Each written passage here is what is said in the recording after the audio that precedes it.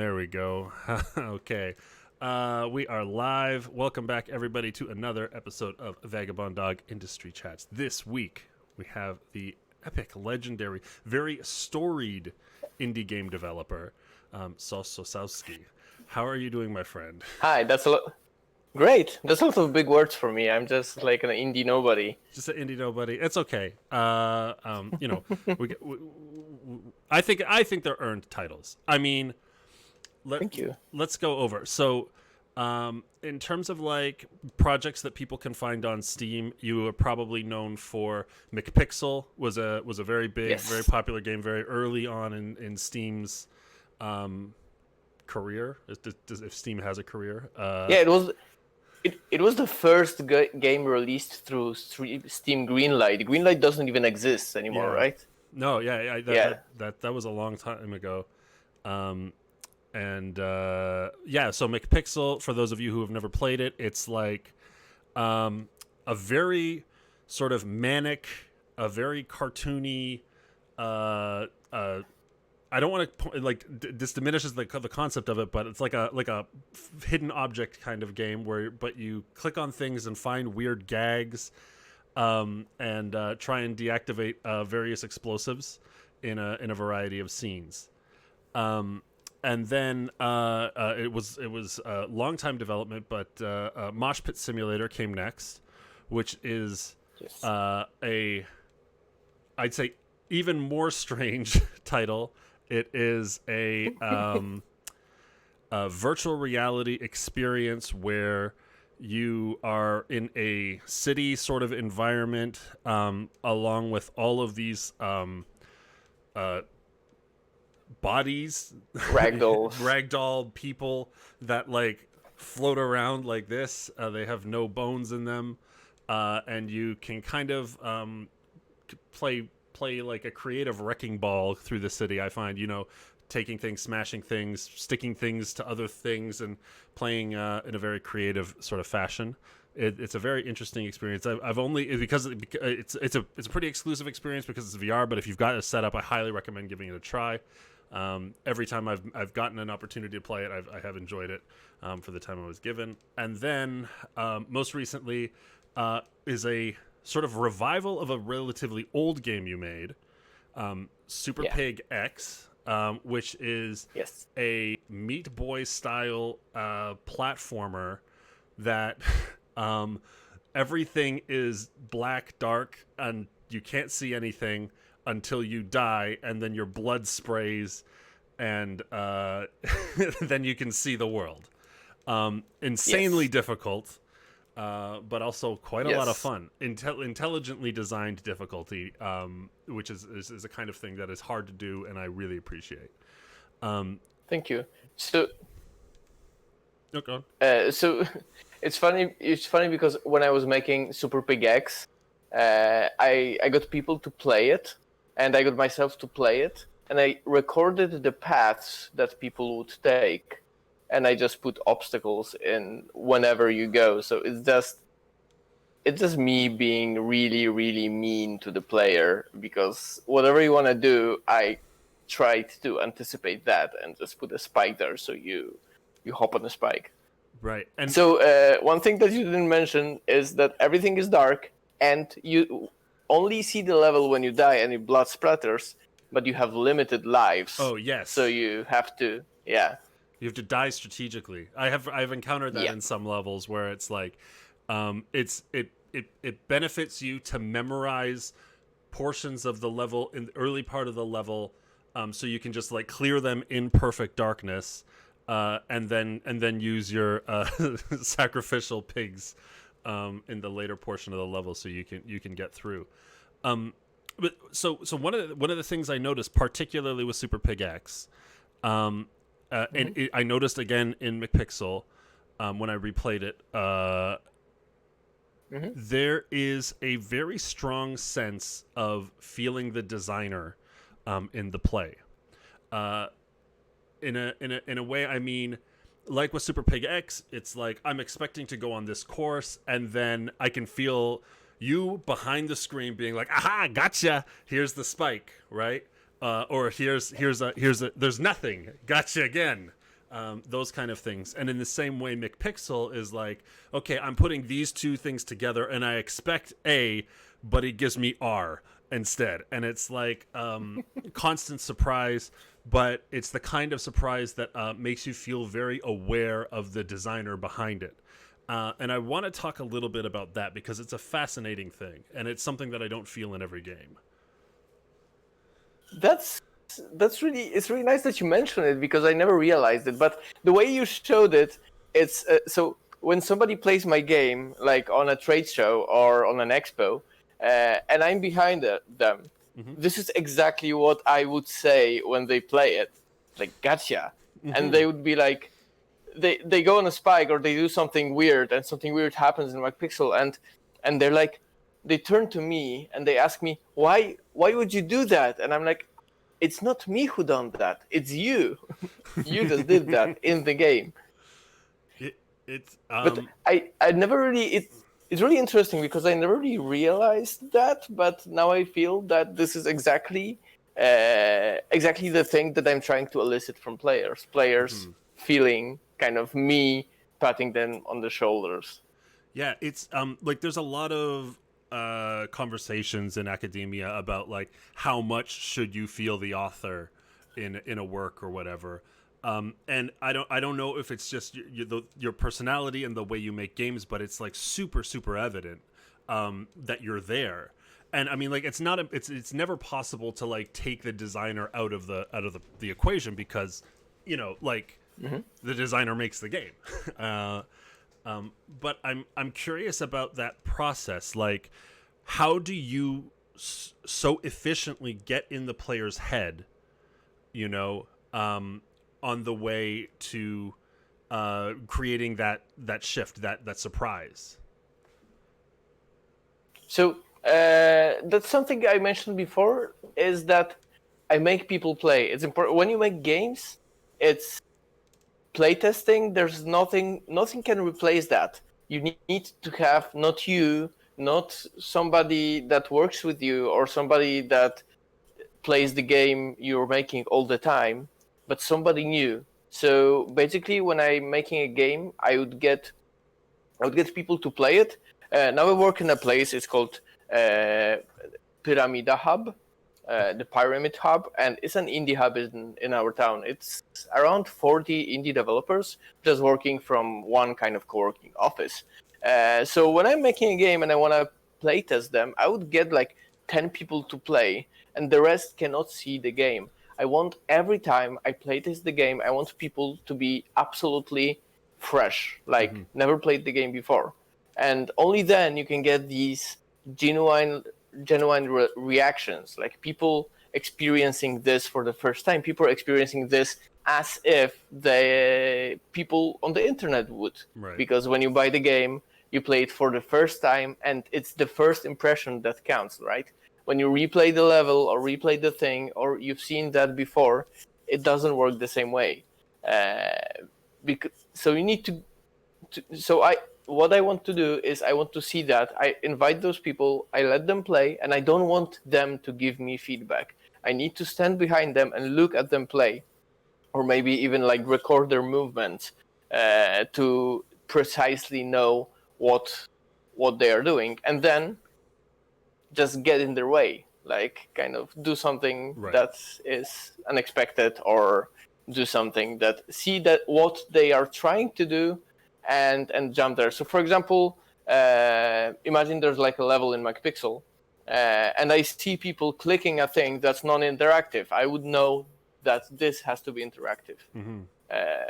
Or playing Super Pig, seeing people play Super Pig and avoiding the obstacle in a really obvious way, and then I will like block that way or make something a spike where you land, just to have people kind of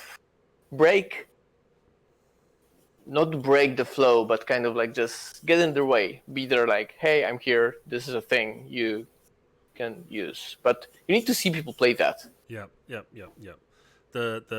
We used a lot of public conventions, and these kinds of things are a great example of like where to do it. Like if you don't have access to like something like Pyramid House or another co-working space where you can have other people play, because like for our game, our finale scene is literally we put the player at a typewriter and we're like, okay, write the ending of our game.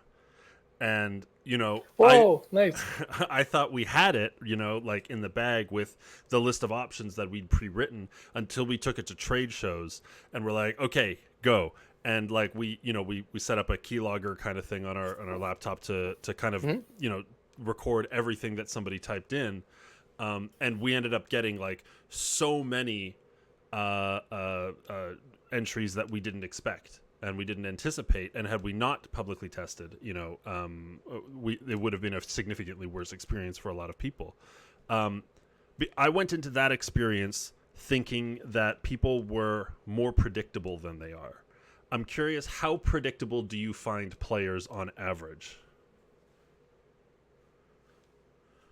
So mostly, I think there are like three types of players. Like a general, like when you go to a trade show, mostly with your game, you expect three types of players. Player one will just go with the game. So whatever the game tells them to do, and whatever is obvious, they will basically play through it. Second type is like the hidden QA customer who comes and tries to, like, the first thing he does in a platformer is try to go left, right? Basically tries to break the game in any way possible, which is really nice because then you see somebody, and people actually play like that. I would sometimes play games like that just because it's fun to discover different ways to play, right?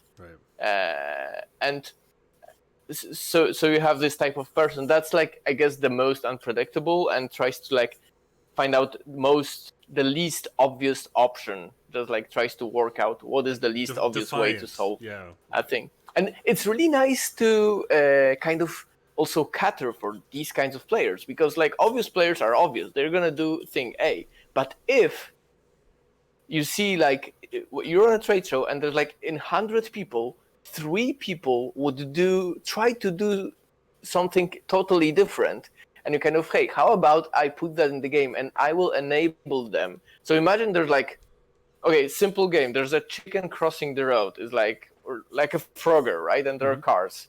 But there's this player that tries to go into like a vent, the rain drain thing.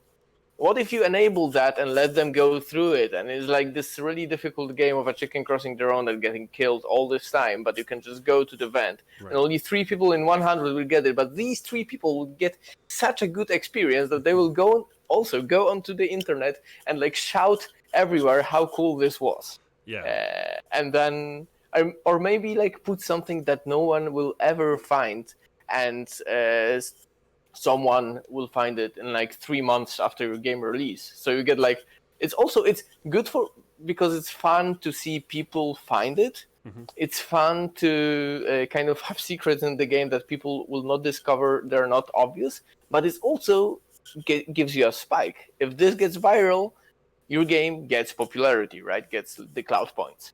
One of the things that happened with McPixel recently, so McPixel for mobile displays the first thing that happens when you launch McPixel on a phone.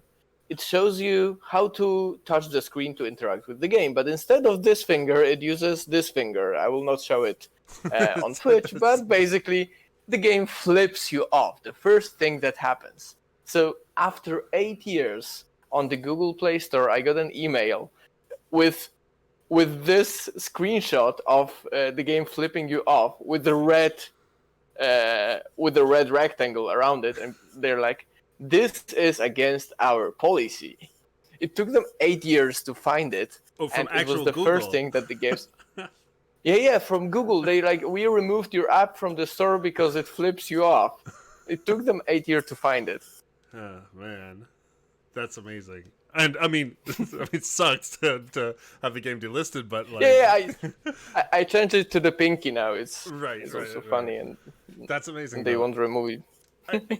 I can completely relate, and I agree. Like, I think that's where designers really have a lot of fun. you've made the main course, right? And you know everybody's going to go through that, and that's fine. But like, you sit in that project for so long that it's like you've got to add something different. Otherwise, it's like, how long can you just eat that same main course over and over again? You know, I mean, God bless the designers who can do that, and they end up with like the most amazing linear track you can possibly create. But you need the kind of an incredible kind of patience and focus to do that, and not add fun, weird side stuff that like delights you as an individual. Yeah, I like the comparison. You know Celeste, right? Mm-hmm. Celeste, the game. So if you don't know Celeste, Celeste is a game by Matt Thorson and a bunch of other people. And it's like a really, really difficult platformer where there's just, you go up on a mountain and there's a hell lot of spikes and everything tries to kill you. But the game also kind of tries to make you feel easy. And one game that I find really similar but kind of different. So Celeste is like a linear game, right? You go up, you have this path. You can take like a converging path, but you will end up on the same route. And the other game is Knit by a guy named Niflas. If you don't know Niflas, Niflas is one of... So you when you talked about the designer being behind the game, Niflas is one of the people that does exactly that. He makes games alone, and he is also the godfather of indie platformers. He's been making them, I think, since 2003. So Knit is a game. It's kind of like Celeste, but there's no path. There's a labyrinth, and the labyrinth is giant, and you just explore it. And there's like a kind of made up plot. But it's not about the plot. It's just about you exploring. And I think 90% of the game is actually just secrets. To beat the game, you don't need to pretty much see anything. So it's like, it's really similar. The controls are nearly identical. You can climb walls and do double jumps and stuff like that. But the game is something totally else, right? It's this kind of letting the player explore versus holding the player by hand. But still, these are both two approaches that make really, really amazing games, right? So in your breakdown, you said there were three kinds of players. We've got the main course player, the defiant player. What's the third one? Oh, the third one. The third one is, I think it's the kind of rarest. It's the pro. It's someone that sits to your game and they play it just like you would play it, you the developer, and they just blast through it, and you're like, did you play this game before? Like, asking this question where you know they didn't because you're just showing it on a trade show for the first time, and they're just good. That's the third player. Just immediately gets it. It's incredible to see that. Right. Do you? I've never made a game with difficulty in it. Like, my games have just never been that kind of style where it's a challenge to be overcome. So I guess I've never had that experience. But what's that like especially when you've specifically made something like Super Pig that's all about, like, here's this impossible challenge that nobody will ever beat easily, and then suddenly someone comes along and they just like whip it. So Super Pig X is like a cookie clicker of difficult platformers, because in a way that it gets exponentially more difficult. Yes. So so basically, I always had something harder. Like, whatever I would throw at people, and they would like just be like, "Yeah, done." And I would be like, "Yeah, so try this one." And how about you try this one? So one of the last, can I spoil one of the last levels? Yeah, you played Super Pig X, right? I got up to the part where you have to, like, do you know the glitch jump, right? Right. So you have to do a glitch jump through 3 pits, then between saws onto a ground over. You have to basically glitch jump the entire course, and I'm stuck. I've been on that level for like 2 weeks now. And it's oh my god, it's to the point where I'm like, I might not be able to beat this game. Okay, so let me explain. Super Pig is divided into a bunch of chapters. The first chapters 1, 2, 3, 4 are just like getting exponentially harder. Then there's chapter X, and in chapter X you have to exploit in-game glitches to continue. One of the glitches is that when you fall too fast. So this is pretty. It's simple to explain. Okay, this is a switch and this is a mouse. So this is the platform, and the platform has spikes, and this is Super Pig, and it's falling through the platform. But the platform collision is really thin. So when you're falling really fast, on one frame you're here, and on second frame you're here. So what happens is that the collision with spikes will not affect you, but only for one frame. There is a button that when you hold this button, when you fall, you will do a tiny jump from the spikes, kind of avoiding death. So what you do, you can basically fall on spikes from high speed and not die. But then this is chapter X. So it was 1, 2, 3, 4, and chapter X. And then there's more difficult chapter that you have to unlock. It's called chapter Z. So in chapter Z, it's kind of amplified, and there's like a thing that when you touch it, it crashes the game. It just quits back to Windows. So you play this level, you have to launch the game, go into menu, go back into the map, go back into the level, and play it again. And when you touch it, it will crash the game.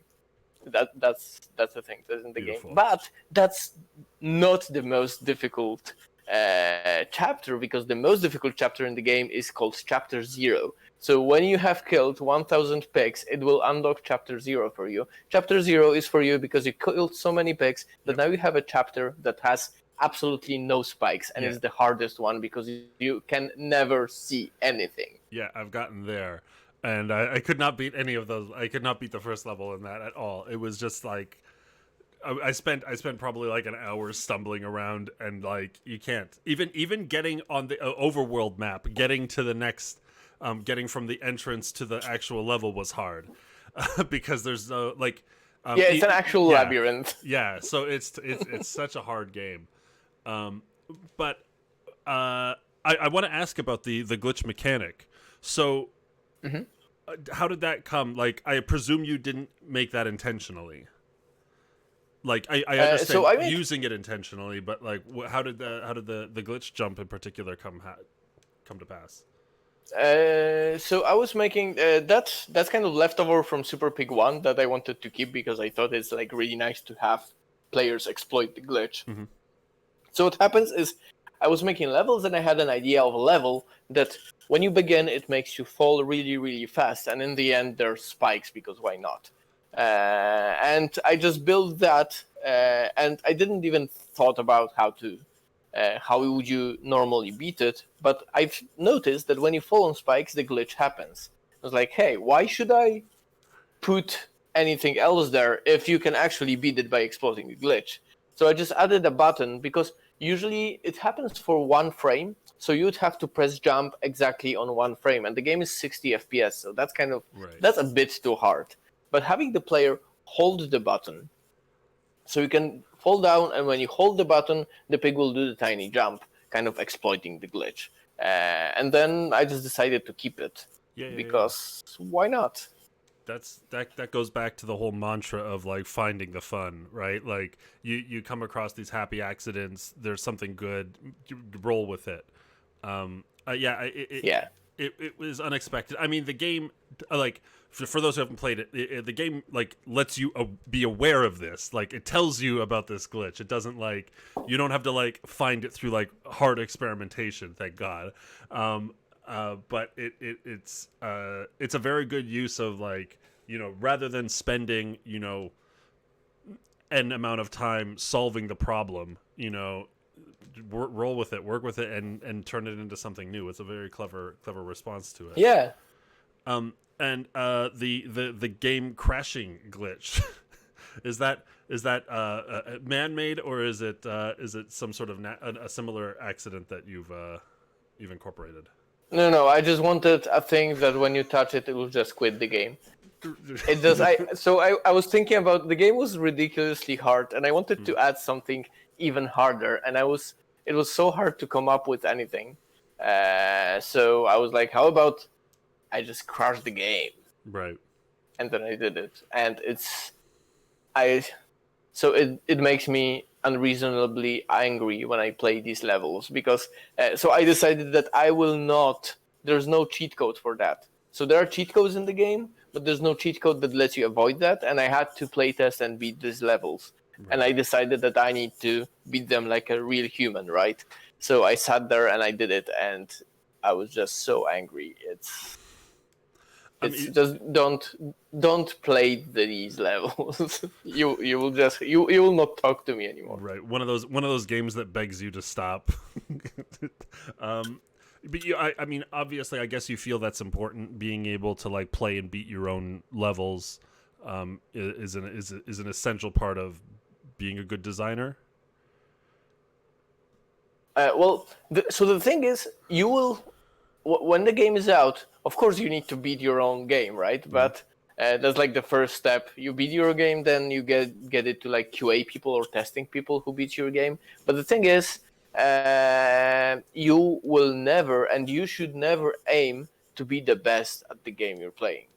Mm-hmm. You're not going to be the best player. When the game is out there are people who are going to be better players than you in your own game. And that's going to happen, and that's a good thing. And you need to be aware of that, and you need to enable the game to be played by people who are better at it than you, right? As well. Yeah. Yeah, I mean, especially when there's so many people online, it's like impossible to right. It's never going to happen, especially with now that there's like competitive speedrunning scenes and all this. You're never going to be the best at your game, and that's okay. But yeah, it's a wonderful feeling when you can sense the designer behind something. And it brings me a lot of satisfaction. I'd say I like hit that deviant player mentality,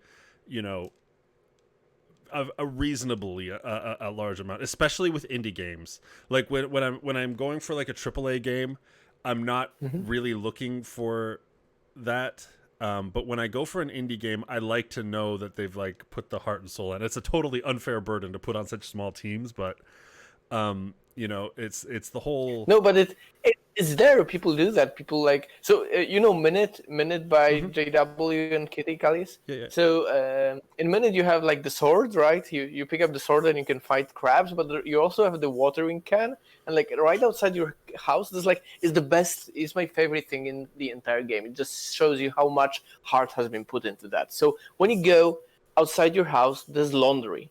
And when you take the watering can and you water the laundry will start dripping. It's like the best thing ever. And people do that, and then it does that. And it's like this interaction, it makes you feel that the world is around alive, and it also makes you feel that this game is something more than just a game. It's like an adventure.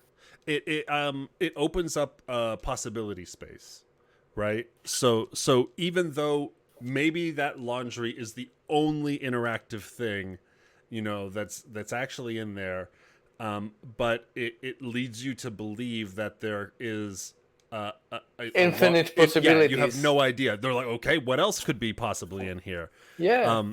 And so like, there's definitely I think an advantage to putting that kind of stuff like early in your game.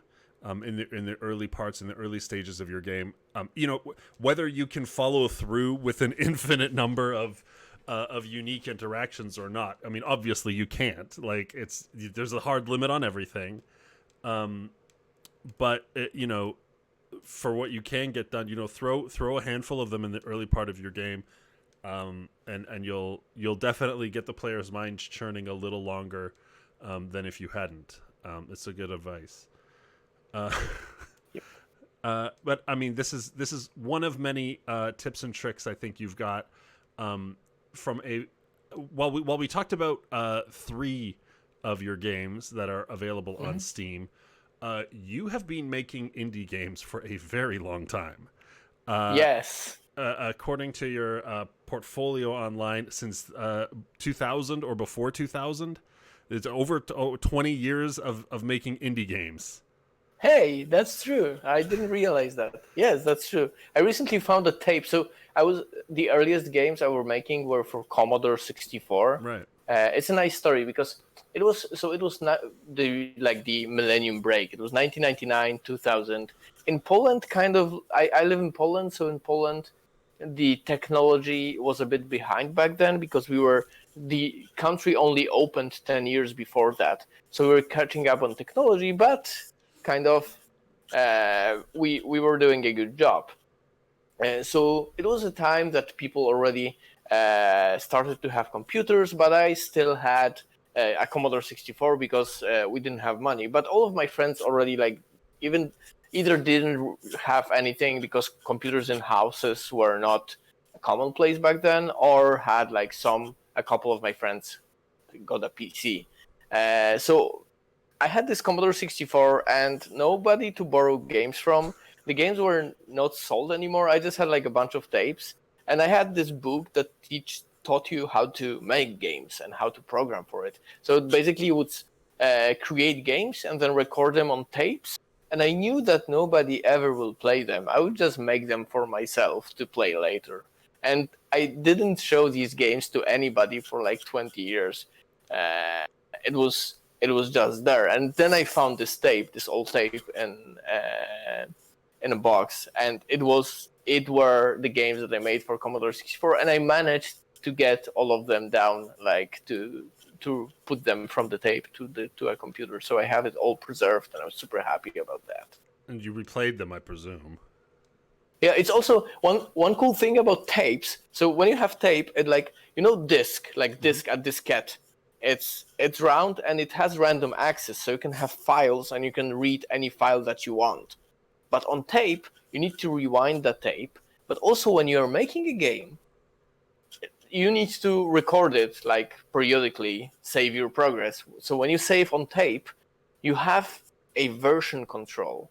Basically, the tape from the start to end is better and better and newer versions of my game. So I not only have my old games, but also the work in progress version of these games, which is really nice. Interesting. So, did you go back and play that first version of your first game? Yeah. So the first game, the earliest game, I think it's from 1999 or even earlier. It's called Need for Speed, and it's written in BASIC for Commodore 64, and it plays, I think, in 2 seconds per frame, not frames per second, it's seconds per frame. Nice. And you have this car on the screen and it goes up and it shows you that you need to go 9,999 kilometers to the end, but you're not really moving because there's nothing on screen. So it just tells you that you're moving. And then you can crash into another car, and then it just corrupts the sprite with random data, and that's it. And then it quits back to basic, and it goes ready and blinking cursor. That's it. That's the game. Need for Speed. It's perfect. I mean, hey, I can't imagine. How old were you when you make this? I was I don't know, something teen, 13, 14. Yeah, that's. I mean, especially then. I mean, the tool. I can't even fathom, making a game at 13 years old without the tools I have now. It's very hard to make a game today, but the difficulty curve back then was very, very high. I only presume. No, just that's easy. Not true. No, yeah. So Commodore 64 is a simple computer, so it can't really be harder to make games for this computer because it's simpler. So the CPU inside Commodore 64 doesn't know how to multiply. There is no multiply and divide instructions, only add and subtract. Right. It's so simple. So you will not make anything complicated for it. So just make simple stuff. Also, you had this book, is the instruction manual. So when you launch up Commodore 64, the only thing you can do on it, if you don't have any software, the only thing you can do on it is program. Write a program. So you have an instruction manual for it, and the instruction manual just teaches you programming in BASIC. Right. The first thing is print something and then go to 10. It's like the go to instruction. And it just prints something continuously. And you learn that, and it's like your first program is 2 lines long, and you're super happy because you made it. You made your own program. It can print whatever you want. And then by the end of the book, it shows you how to do moving sprites, and basically it teaches you how to like the basics of making a game. So it's the tools were there because the computer is the tool, and it has the software inside it that can do that. And the instruction manuals tells you how. Oh no. Uh-oh. Hold on, guys. It's a crash. Oh,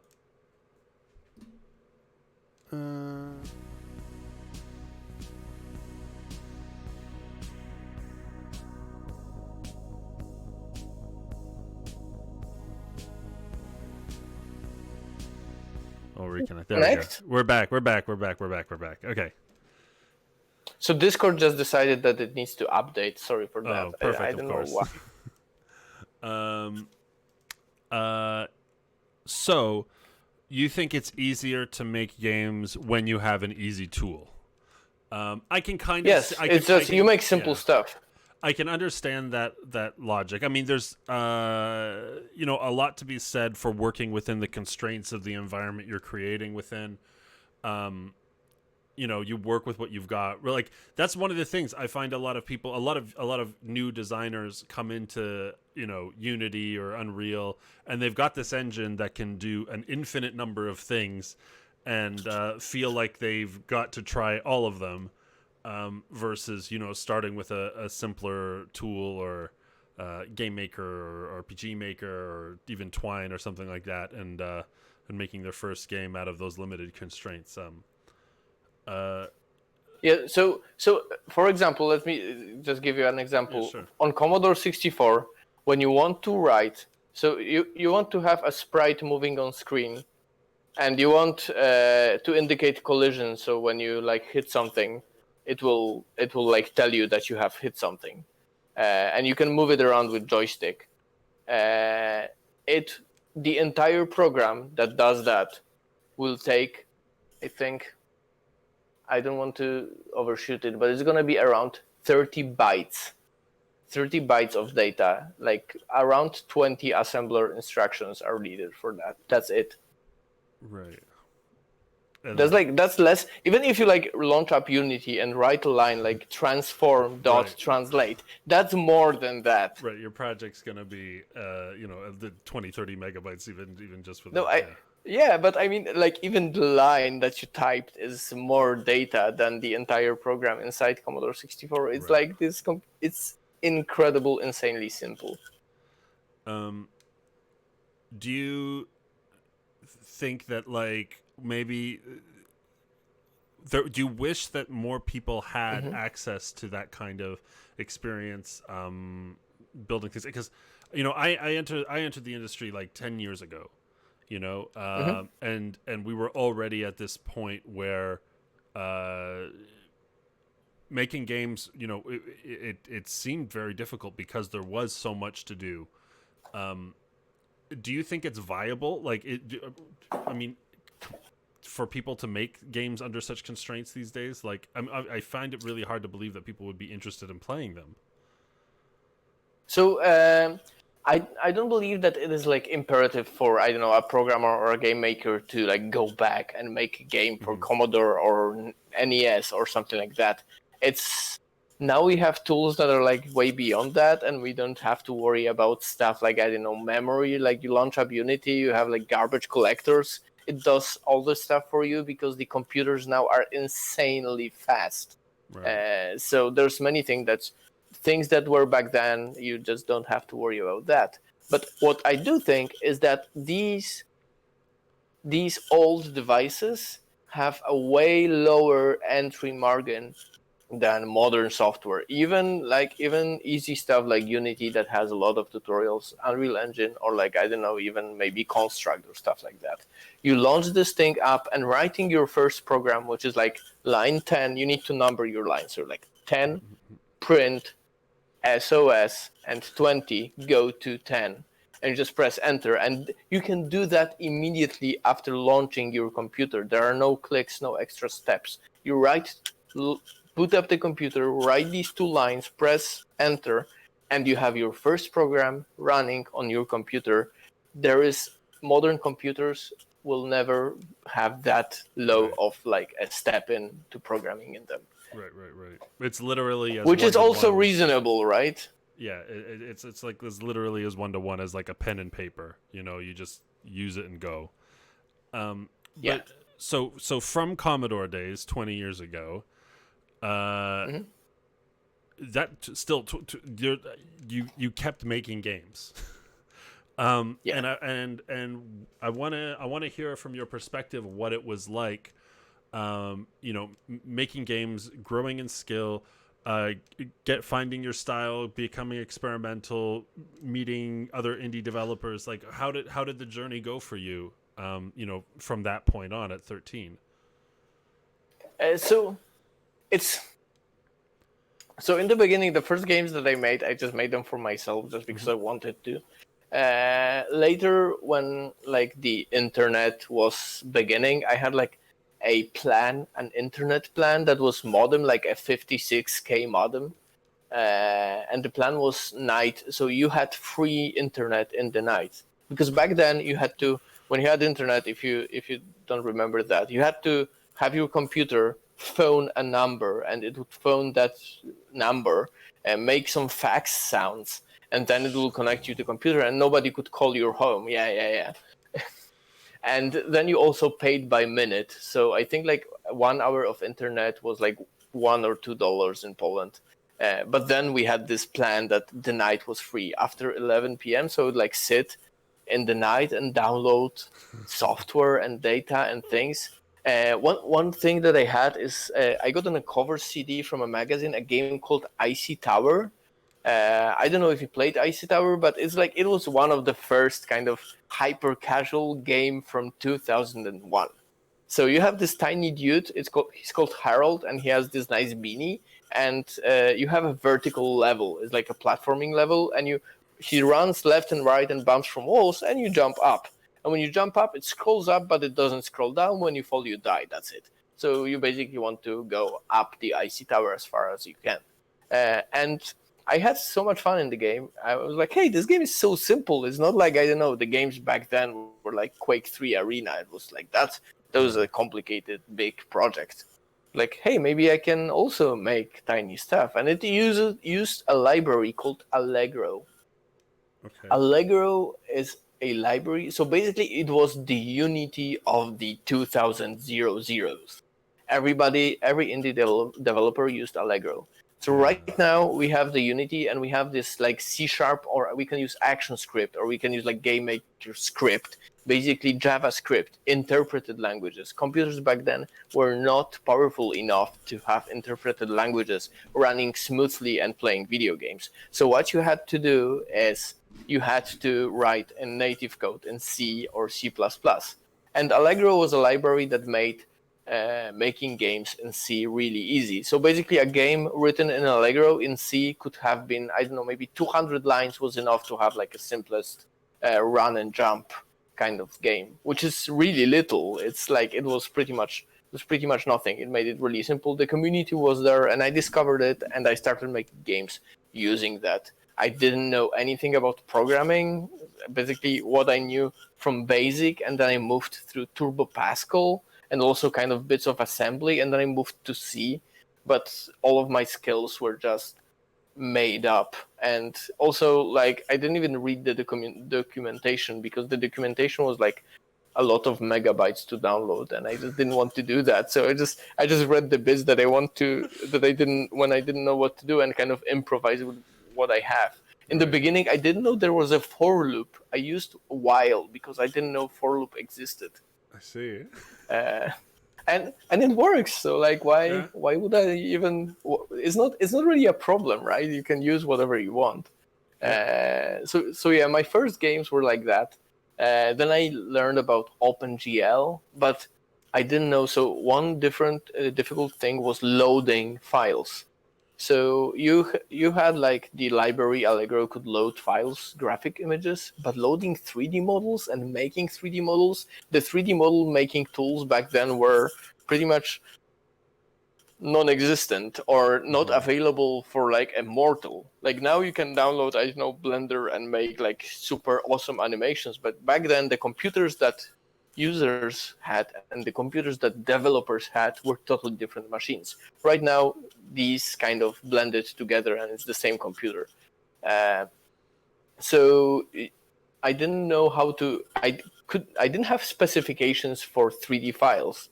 I didn't know how to load them and I didn't know how to make them. So what I did is I did procedural generation of everything that I had in the game because that was easier than going online and searching for file specifications and like how to create that file even. Right. So it's kind of like my journey through the constraints and kind of going around them. Right. When I look at the code that I wrote back then, it's unreasonably unreadable.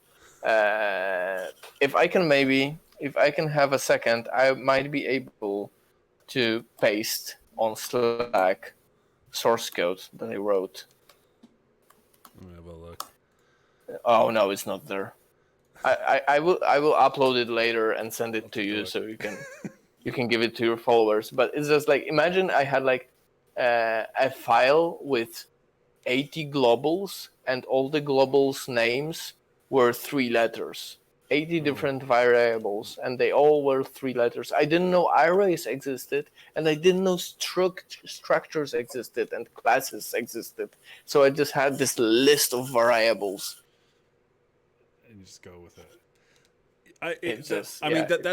That's what you do though. I mean, a hard confession for me is I'm not a good programmer. Like I'm still in the process of learning a lot of things, and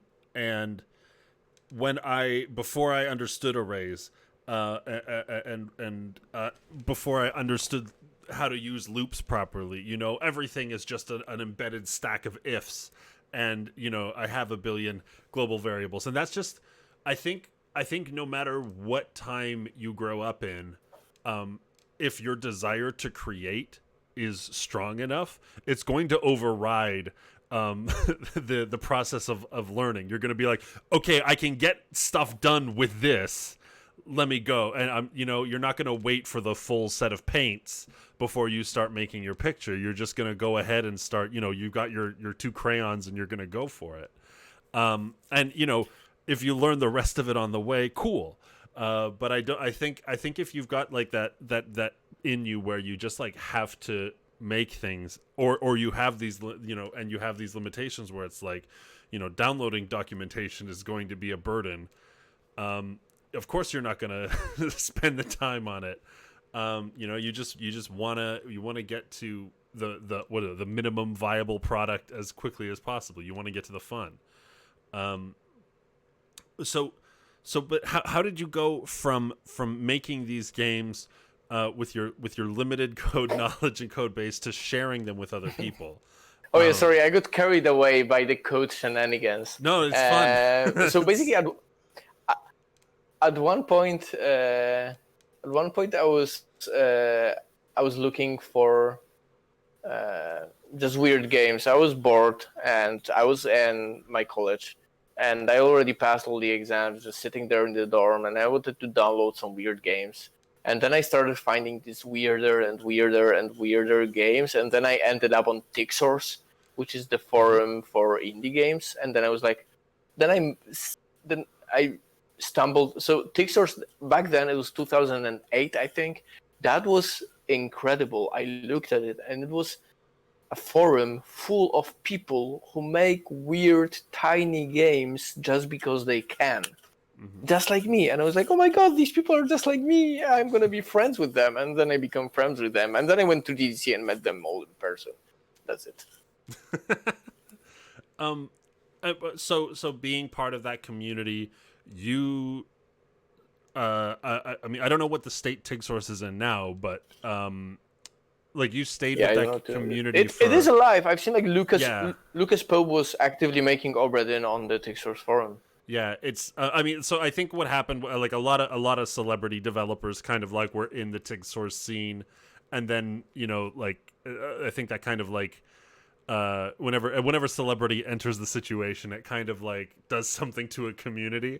But you rode with that community for a long time, and I mean, if you're looking at that's 2008, and McPixel's like Yeah, 2012. yeah, Right, so it's that's not, very close. yeah, not a huge time span between the two. Uh, all this while you were making games. Um, did your Yeah, back then motivation change? Is something I'm interested in. motivation. Yeah, your motivation in making games. I mean, you said you started out at first wanting to make a game because you wanted something to play, and that's what sort of started you on the Commodore. And then you were looking for games, and you were looking for weird games, and then you found the community of other weird game makers, and you wanted to, I guess, join the group kind of thing. And that's kind of the part, I assume, part of the motivation at that point for making games. So that's not really. So the thing is, I always wanted to create games. That was my dream. Like when I was like this tiny kid and I didn't even like know how to program the 2-line thing, and you would ask me what I want to do in the future, I would say make video games. That was it, and that still stands. I still want to make video games. So there's like, I don't think I need a motivation to make video games because the goal of making video games was my motivation back then. Like Right. me trying to make video games back then when I found these people and I realized that like, so back then TIGSource forums was founded by Derek Yu, who created Spelunky and Spelunky 2. Shout out, it's just out, grab it, it's good.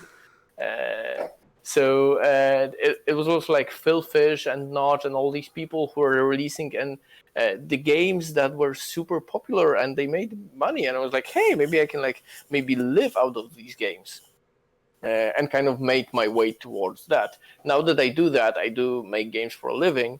I'm in a place when I'm comfortable and I just create games because that's what you want. That's the best thing I can do, and I love it. I love making it.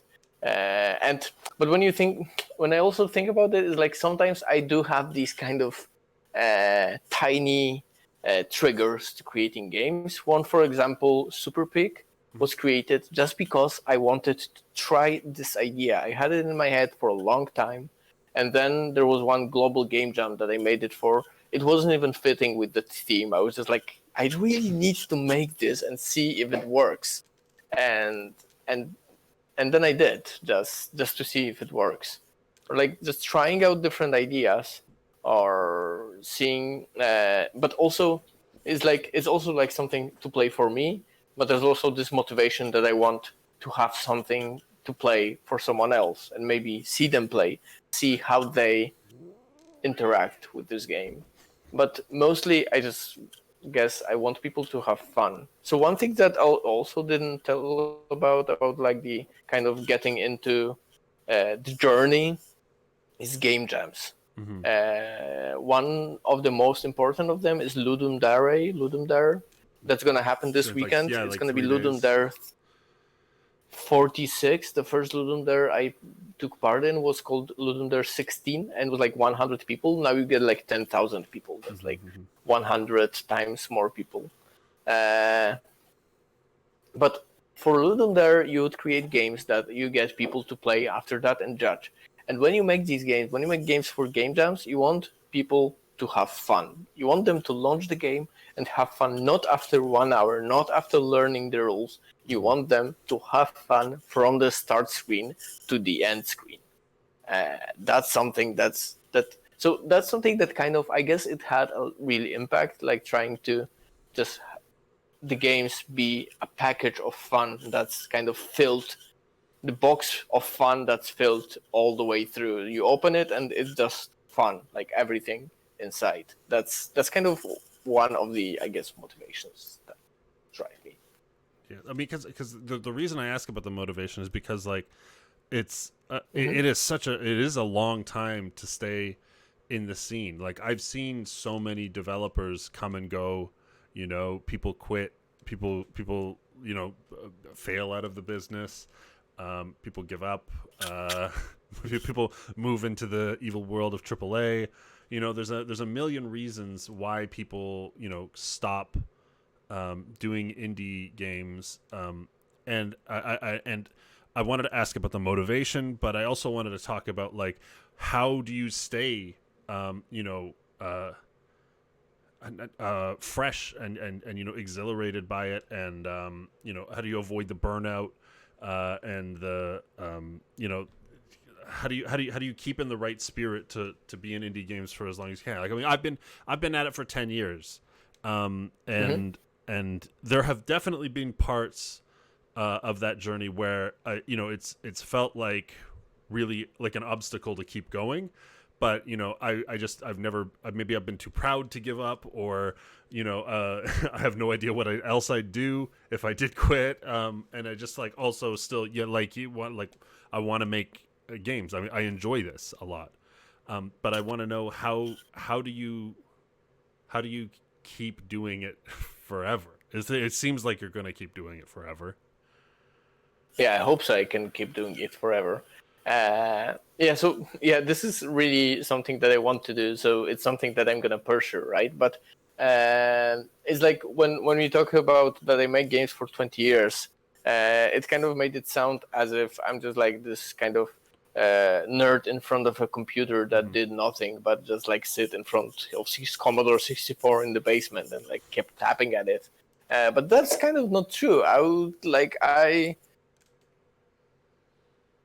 basically I just had life, and whenever there was nothing to do, nothing else to do, I would sit in front of my computer and try to create stuff. That's how it went back then. Back when I started making indie games as a full-time indie programmer, I kind of got drowned in it and like worked too much, got burned out, stuff like that, because I just like focus on the work and something like getting somewhere, trying to stay in the business of being a full-time indie developer. But then after some years, I just lost it. I was like, I'm not doing that anymore. That's exhausting for me psychologically and physically. So right now I have this really strict set of rules that I follow when I work. One of the rules is that I will work 8 hours a day, and I will never work on weekends.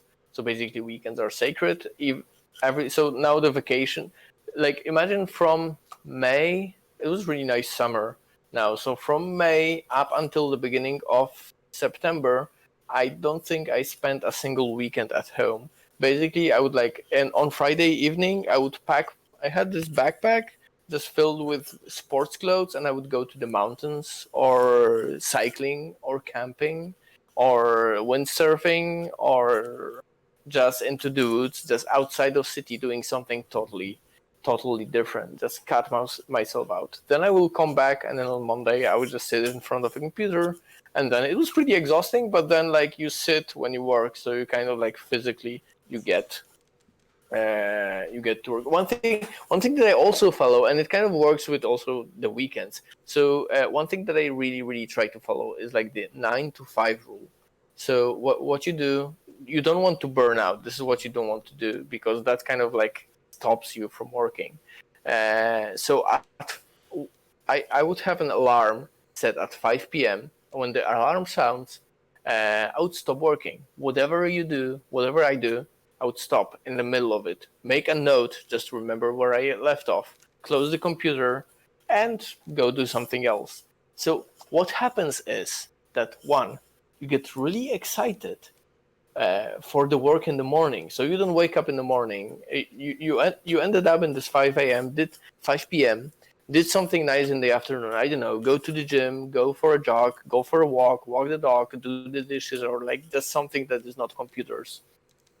And then in the morning, I'm super excited to start working on this back again. And then when you have something cool to do in the afternoon, you're in this like vicious circle of motivation, because you're always eager. When you work, you're eager to finish working and go jogging, or I don't know, doing something fun. And when you finish working, you're eager to get back at it and get back to work. And that's kind of keep you motivated. But you need to stop working to be able to yearn to go back to it, right? When you never stop, you will never have the urge to work because you are not devoid of it. There's nothing but when you don't stop working, you don't want to start working because you never stopped. That makes sense. Right. Yeah, these are the all very very good tips. I recently watched your video on these things on your YouTube, which I highly recommend if everybody's got a minute to go and subscribe and watch a couple of these videos. There's a really good one about the Pegasus 168 in one cartridge, which was a lot of fun to watch.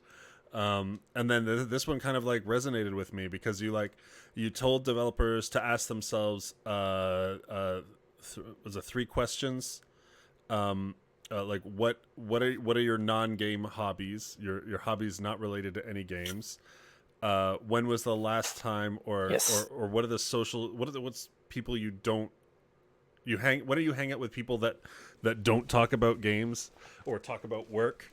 And when was the last time you went on a vacation that was longer than a weekend or a week? I can't remember. I can't remember because I failed all 3 of these questions really badly. Oh no. I mean, I wonder if it's just the situation we're in that like has caused me to really focus on work so much, but like, yeah, like all of my hobbies are game and game related and making games and talking about games, and then I come here and I talk about games, and it's like crazy. And then all of my friends are also indie game developers. So like when we meet up, that's literally like maybe we're just bad at being social, but that's all we talk about. And then like so many of my vacation experiences have been framed around conventions or game jams or or some other thing. So one thing that I also do, and I think it's really really important, is to define. So when you want to work less, or when you want to like keep being motivated, define what's work. Mm-hmm. Make a definition of what is work and what is not. It's kind of, so we're now in this middle of this pandemic. I don't want to talk about that because everybody talks about that, but it kind of makes it more difficult because usually you're with laptop at home. I have an office right now in the hub that I mentioned, and I go there and I really like having separate. Back when I didn't have a laptop at home and I wasn't working from home office that I do now really often, I would not keep computer at home. I would only bring it home if I had this, like, I don't know, a cool game to play or maybe something important to do for a moment, but then it would go back and there's no computers at home. So what I really think is important is to define what's work. So like you said that like vacations by going to conventions. So like going to a convention, that's work. Yes. When you go, yes. When you go meet a friend, talk about the game you're making because you need feedback, that's work. Yeah. If you just talk about it, that's still work. When you reply to an email, because it's also, I found myself, and I find that other indie developers that are mostly solo ones have this thing, is that you're like, work is only the development. The way that games gets better, but you also need to reply to an email from a press person, right? That's also work. You also need to like make a website for this game that you're making. That's work. You need to go online and pay your bills. That's work. You need to go there and make your server not crash. That's work. That's all work. When you need a laptop, your laptop broke, you need to fix your laptop. That's work. Watching Windows update going on for 4 hours, that's work, because that's like, if you would work on a company, you would just sit there and watch the spinning circle of a Windows update and be like, they're paying me for it. When you're an indie developer, you would just like not calculate that as work. This is work. When you go and shop for a cell phone, you need a cell phone because you want another game to run on this cell phone. So when you go and shop for it, that's work. Do it during work time. Define what's work, define what's not, and make sure that you stick to it. But then on the other hand, one thing that I would do, like not doing So when I work from house, it's not like, how about I do the laundry because it's zero work. It just kind of spins by itself. No, that's also something that I will not do. So it works both way, right? Define what's work, define what's not, define the work time, do work at work time. When you have to do, you sometimes have to go to a convention on a weekend, then write it off from your time, take a Monday off, stuff like that. Right. It's not to combat these ideas, but the hard part for me is with the industry moves so fast now, and I have this sort of mild anxiety that if I'm not giving it my all 24/7, you know, I'm not necessarily going to be able to produce games fast enough to make sales to keep doing this. If I take a relaxed approach where I'm, you know, not putting in all the time that I possibly can, I'm not going to be afforded to continue. Yeah, you're going to starve to death happy. That's a beautiful death. Yes. I've had you just need to accept that. Just need to, okay. I will try and get my mind back to that place. I've been there. I've been there where that's perfectly okay, and I've been comfortable with that. But it's been a while since I've been comfortable with that idea. I've gotten very housebroken. Oh man, what a great thing to take away. This has been an incredible amount of fun. I know it's wildly late where you are, so as much as I really would love to talk to you for another 2 hours, we'll start to wind things down now. Do you want to talk a little bit about what's going on in your world now? What are you working with? What are you working on? Do you want to share anything with the people? No, perfect. I recommend everybody go. Is it sos.gd is the portfolio page, right? There's like. Yes, sos.gd. There's a billion wild games there. I truly do believe you have earned the title Mad Scientist of video games. Even if you only play a couple of them, I trust me, you'll have a good time. Go check out the YouTube page, especially a lot of the Mosh Pit Simulator videos. They are truly something else. And head on Steam, and if you think you're up for the challenge, give Super Pig X a try. Or dig through your library. Yeah. I'm sure you've got a copy of McPixel already.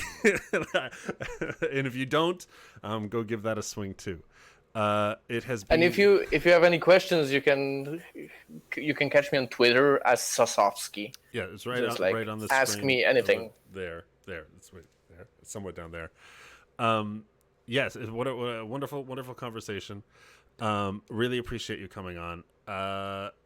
And yeah, thank you. It was tons of fun. I hope I didn't talk over you to death and bore you with programming shenanigans. They've all heard me a million times already. It's really nice to hear new perspectives and make new friends in the industry. So thank you again for coming on.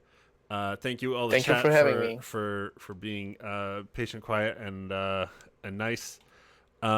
We will be back tomorrow at 1 p.m. for... What are we working on? Something. Look at the game. Look at the schedule. I'll be back at 1. We're doing more work. That's what we do here. We work on stream. Okay. Goodbye, everybody, and I'll see you tomorrow.